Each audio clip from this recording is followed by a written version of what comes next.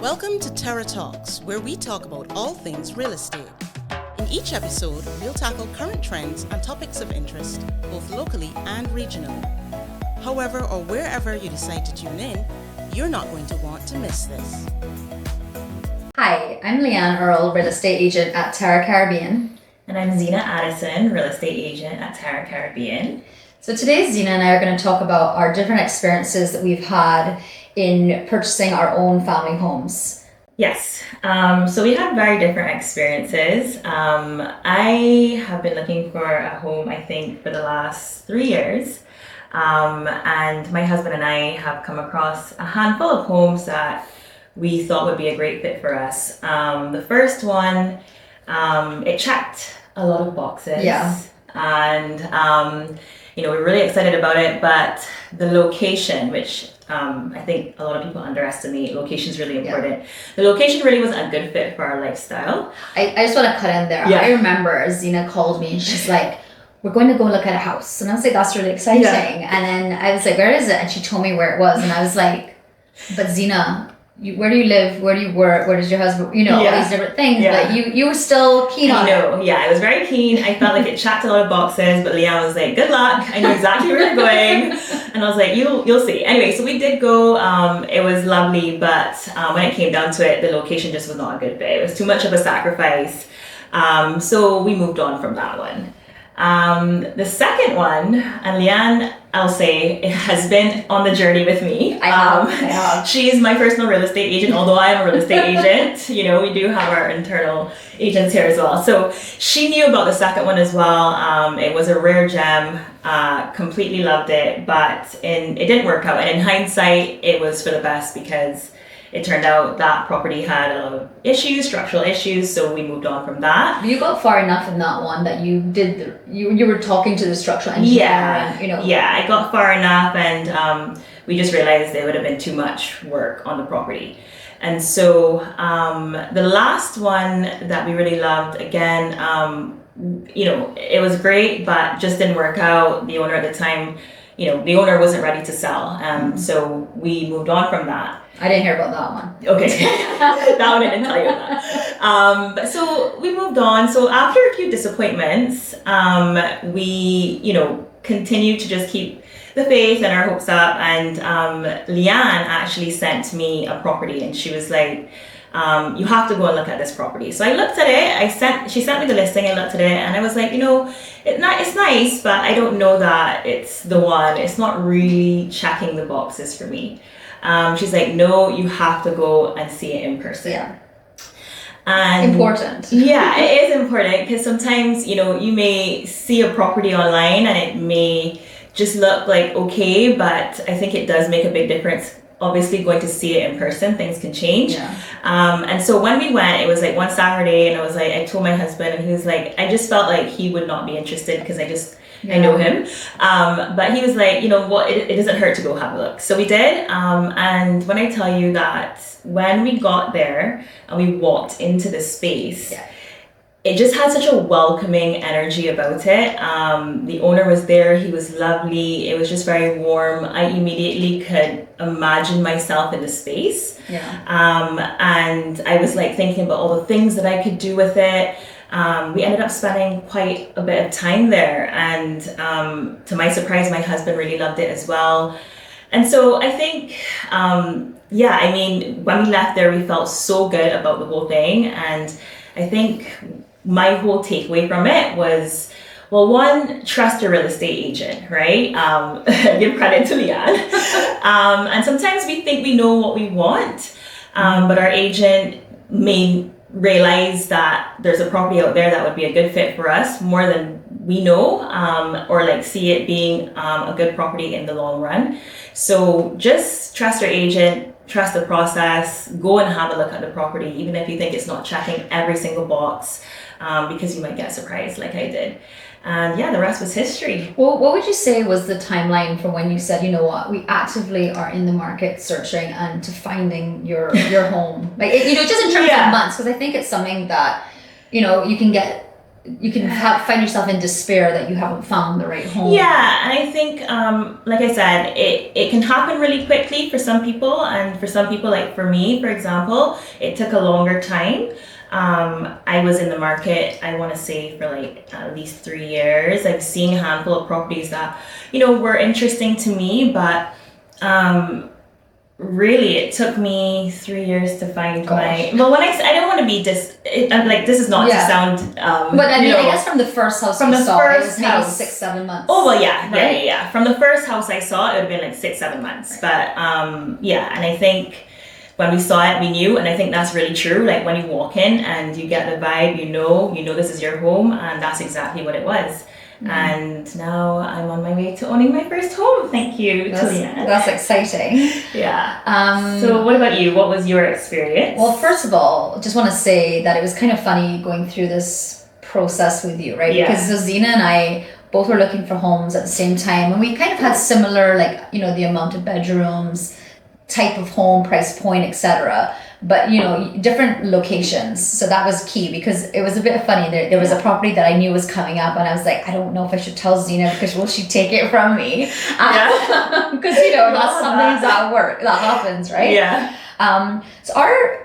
So my husband and I moved back to Barbados 3 years ago, and we were living in a rental, and loved where we lived, but at some point or the other, as our family grew, we decided we wanted to find a family home, but I felt like we weren't actively looking until I was actually with a client, and I was showing them some properties, and they wanted to see this house, and I was like, okay. We went to the house, and I was like, oh my God, I love this house. Yeah. Thank God my client did not love the house. But I was like, oh, I actually really like this house. And I called my husband, and I was like, I just saw a house I really like. I'm not sure about the location, but everything about it ticks all the boxes. Right. And I was like, but we can't, as a good agent, the advice is you shouldn't view a property unless you know what you're pre-qualified for. So I scrambled, went to all the banks, got my pre-qualification, and then we went to view the property. The property had actually been on the market for a little while with at a higher price point, and had been recently reduced, so there was a bit more interest on it. We viewed it, we took our contractor there, we put in an offer, but we also knew there was another offer on the property. And over the weekend, I said to him, you know what, I don't want to lose this house. We're going to put in our best offer. We did that, full price, felt very confident. And a couple of days later, the listing agent called me and said that we didn't get it. And I cried. Yeah. I actually cried because I started to dream about it, right? Of course. You start to envision yourself in the space. You start to fantasize about it. Exactly. So I was crying. I remember exactly where I was, crying. But then, someone once said to me, I think it was actually Hayden, he said, sometimes the first house that you offer on, you don't get it. You offer on something else eventually, you buy a house eventually, right? But that house, the one you buy is the one for you, right? Yeah. What's meant for you is for you. And we kept saying that to one another throughout this experience. So now we're actively looking, right? Yes. So we got at this point, we're like, we gotta look. We looked. My husband and I brought my dad sometimes because he's an engineer. We looked at probably, 10 properties, and I think the good part about it is that we kind of knew what we wanted, and we had some flexibility, but every single one had something, too many stairs, location. I wanted to be able to open my patio and walk out onto the garden, things that might seem small, but they were major for us. Anyway, then another property is coming on the market. It's not listed yet, but we got the signed agreement. But I knew I wasn't going to go into it with my whole heart. You learned from the first time. I did. We put an offer on it, but I knew that the people that were selling it were separating, so I knew there was a possibility that we wouldn't get it for other complicated reasons. Put the offer in, it got accepted by one party, but the other party took a little while, and then decided they were going to buy it. And truly, I felt happy for them. It's their family home, and what's meant for them is for them, and what's meant for me is for me. Anyway. Fast forward along, back to the point that you mentioned about going to see a property in person. Yeah. So there was a property that my husband was like, Lianne, why aren't we going to look at this house? And I was like, I saw it 2 years ago. It was listed for rent. Had no soul. Yeah. What does that mean, right? It had no soul. That's what I kept saying. Right. Anyway. When you go and you feel the energy, it can sometimes really transform your decision, because you need to feel like that's home when you walk into a space, right? Yeah. And that's what I felt when I walked into mine. Well, exactly. And it was really similar for me. So we saw it. So when I saw it 2 years ago with the no soul, it was on the market for rent, unfurnished. So it didn't have anything in it. And then when I saw it again, it had a tenant, so it had furniture, and it's really actually highlighted to me the importance of staging your property if you're listing it for sale or for rent. Because it makes a difference. Yeah, absolutely. It really made a difference, and the windows were open, the doors were open, the breeze was coming in, and I was like, this is it. This is the one. So that is how we got to. So my husband found the house because I did not listen to him about going to see it. Sometimes they know.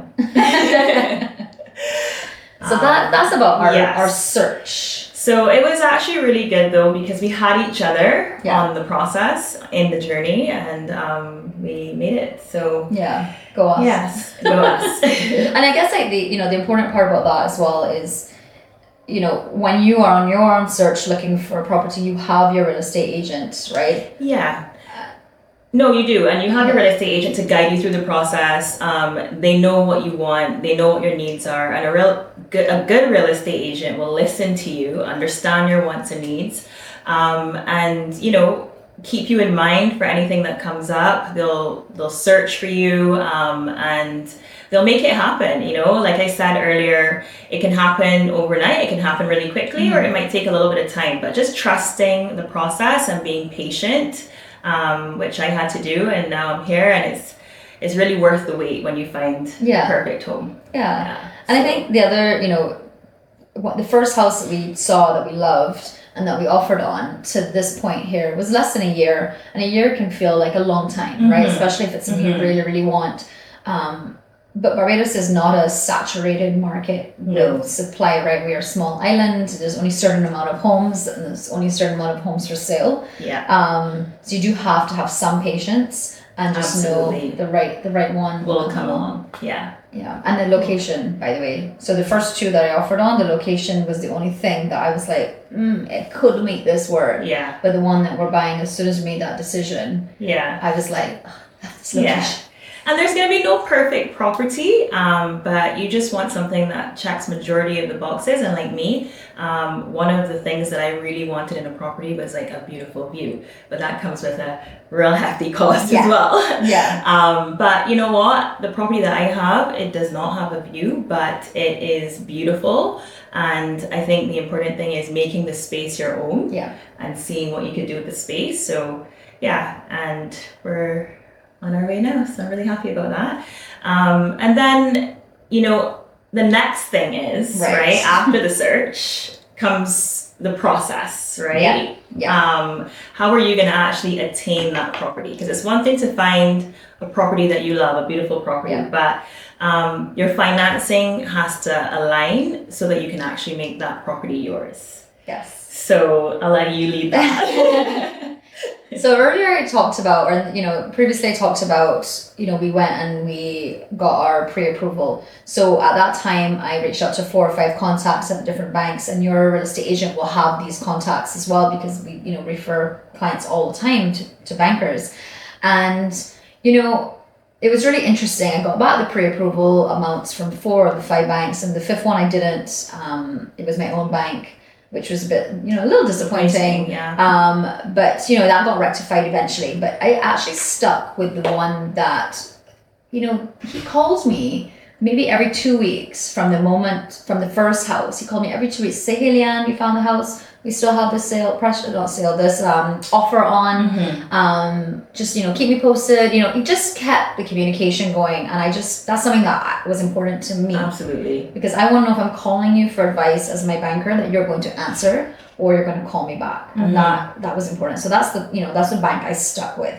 That being said, the process was still quite frustrating, and we were talking about this in a meeting recently as a team, that it has been a frustrating thing, where there's a lot of paperwork, it takes a lot of time, and there's a lot of patience, because I'm buying the house and I'm focused on me, but another agent has to deal with the seller who's wondering, why is their property off the market for a certain amount of time, and they don't have anything. There's no deposit paid yet, right? Because no one's, if you're going through the bank, you're not going to pay a deposit until you have the final commitment letter from the bank. Yeah. So it is a bit of a teething point. Yeah, and I think, like Lianne mentioned earlier, we have really great relationships with all the major financial institutions, brokers, you name it, and we can put you in contact with all the right people. But I think when it comes down to choosing your mortgage officer, you need somebody that actually cares about you achieving your goals, right? And will communicate with you, clearly walk you through the process. It's obviously great to have an agent who can also kind of prep you for these things, because there's a lot that comes with it. And yeah, I think we went with the same bank, and they have been great. Again, like there's always going to be little obstacles in the way, but they have been great, and we got this far. And again, I think just choosing the right person that will be clear about the process, and I think having a combination of a good agent and banker, and attorney and all those things is very important. And if you have no idea where to start, we can have that initial conversation with you when you're on the journey. But the first thing is talk to the bank first, see what you qualify for before you even begin your search. Yeah. Because you don't want to you think, oh, I can afford a house that's, let's go wild. I can afford a $3 million house. So you start looking at $3 million houses, which are obviously going to be quite magnificent. And then you find out actually I can only buy an $800,000 house, and then you can't unsee what you've seen, right? And then you keep dreaming about that, exactly. And so that's why we recommend it, right? Of course. And then just back to the process with the bank, and another thing that's really important about having the open communication with your banker is, the seller is asking questions, so you kind of need to know where you're at with your process, right? Absolutely. And ours wasn't that complicated, but no, there's still questions. You send in all your information, and then 3-4 weeks later, like, oh, I need this, and I sent it instantly, and then it'll be 2 weeks later, oh, I need this, and you do get a bit like, why didn't you just ask for this at the beginning? But you have to understand they're going through their own due diligence, and then things crop up when another pair of eyes are seeing it. Yeah. So the important thing to tell clients is to just stay communicating with the banker and absolutely and replying to whatever they need as soon as you can. Yeah, because it can take time, but it shouldn't. It doesn't have to be stressful. It doesn't have to be, it could be a very smooth process once you know what you need to provide, and you do that on time. And yes, like you said, we rely on the banks to get back to us, but your banker should be communicating with you at all times. And if you have any questions, your agent should know the process as well, so that you can pick up the phone and call them. And we have a team of 20 amazing sales agents here, who are all, genuinely passionate about finding clients their dream home, and who are very knowledgeable. So, yeah. And then I guess not to underplay the attorneys, because the attorneys obviously make it all come together, right? Of course, we love our attorneys. Yeah, so we talked about the bank and that process. And then the attorney process is, again, we leave the attorneys to do what they're doing. We're real estate agents, we show properties and we help facilitate the transaction. But the attorney is also someone that you want to make sure you can pick up the phone. They will call, they will, get the information for you, and they'll push things along as well. Yeah. But you just need that dream team, right? You need your banker, you need your attorney, you need your real estate agent. If you don't know where to start, ask questions. Like I said, we know all the right people, but you need people that will have your best interest at heart and be clear about the process, and so you know what you're getting yourself into. One thing that we should mention that's very important is budgeting for the price of the property is one thing, but it's very important to consider all the additional costs that come with that, because it's just not about the property, right? You have additional costs that you need to consider, like if you're going through the bank, for example, like we did, the valuation, right? You also want to get your property inspected, so property inspections is a big thing. Insurance, property insurance, that's a good one. And then also when it comes to the mortgage itself, there are additional costs that come with that. So like recording the mortgage, the stamp duty, the conveyance, the legal fees from that end. So it all adds up, and it can catch you off guard if you're not aware of it. So that's one thing to keep in mind when you're thinking about buying a property, not just the price of the property that you need to budget for, but also all the additional costs that come with it. And the bank will walk you through all of that, whichever financial institution you choose, but it's also good to have an agent that knows, who can explain the process up front so that you know, okay, I do have to account for all these additional costs. Yeah, because it can add up, especially recording the mortgage, those type of things. I think it's 0.5% or 1% of the purchase price. There's administrative fees that the banks charge. So there are all these things that people don't know about, which I think are like hidden costs in a way, because you don't really talk about them until you get into it, and you're like, oh wow, okay, there's a lot more here. So I think that's really important for viewers to keep in mind for sure. Yeah, and what I was going to say about the attorney, it came back to me, was, there's a lot of great attorneys on the island. Yeah. But it would always be my recommendation that when you are doing a transaction that's to do with property, that you use an attorney that is focused or has worked or is working predominantly on property or real estate transactions. Absolutely. There are sometimes matters where it's an extremely reputable attorney. However, they're in the court a lot. You can't get a hold of them, and it does slow up the process. And you don't want your mortgage application to expire. That's a terrible thing to happen. Do not let that happen. Yeah, because then you have to do it all over again. And the property might not be there because again, the seller can't wait forever, right? Yeah, so that's the process.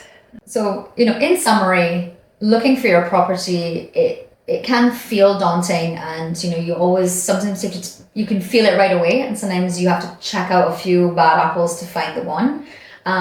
It certainly happened for both of us in that way. However, once you walk into the home that's for you and you can, envision it, you quickly know, and actually there's a study, I think, within the first 10 seconds of walking into home, or you don't know, right? Yeah.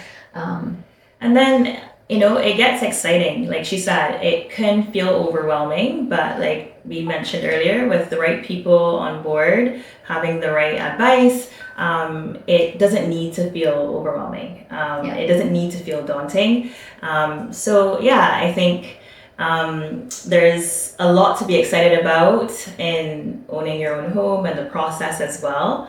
Yeah. And we're here to help you if you need. Maybe next time we'll have the keys in our hands. Who knows? Stay tuned. There's more to come.